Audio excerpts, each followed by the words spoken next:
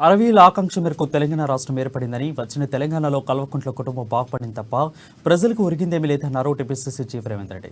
కేసీఆర్ కుటుంబం 1,00,000 కోట్ల దోపిడీ చేసిందని రేవంత్ రెడ్డి ఆరోపించారు. మూడోసారి తనను సీఎం చేయాలని కేసీఆర్ తిరుగుతున్నారని, మళ్లీ సీఎం అయితే మరో 1,00,000 కోట్లు కేసీఆర్ కుటుంబం దోచుకుంటుందని అన్నారు. 10 ఏళ్లైనా పాలమూరు, కల్వకుర్తి, భీమా, నెట్టింపాడు ప్రాజెక్టులు పూర్తి కాలేదని విమర్శించారు.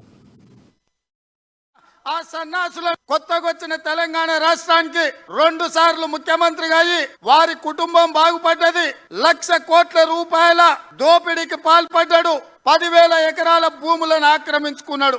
ఇప్పుడు వాళ్ళ కుటుంబ సభ్యులు అడుగుతున్నారు మళ్ళీ మూడోసారి మమ్మల్ని ముఖ్యమంత్రులు చేయమని. నేను అడుగుతున్న మూడోసారి ముఖ్యమంత్రులు చేయమని అడుగుతున్న ఆ సన్నాసులను, మూడోసారి ముఖ్యమంత్రి అయితే ఇంకో 1,00,000 కోట్లు సంపాదించుకొని ఇవాళ మీ ఇంట్లో అల్లుడు మంత్రి, కొడుకు మంత్రి, బిడ్డ ఎంపీ ఓడిపోతే ఎమ్మెల్సీ మీ బంధువు వినోద్ రావును బండకేసి కొడితే ఆయనకు ఒక ఉద్యోగం, ఓనమాలు రాని దద్దమ్మ దయాకర్ రావు ఈరోజు మంత్రి.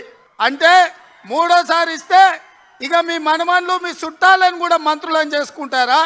ఈ రాష్ట్రం మీద పడి కొల్లగొట్టి పల్లి చేళ్లలో అడవి పందులు పడి మేసినట్టు ఈ రాష్ట్రాన్ని మొత్తం కొల్లగొడతారా అని నేను అడుగుతున్నా. కొత్తగొచ్చిన తెలంగాణ రాష్ట్రానికి 2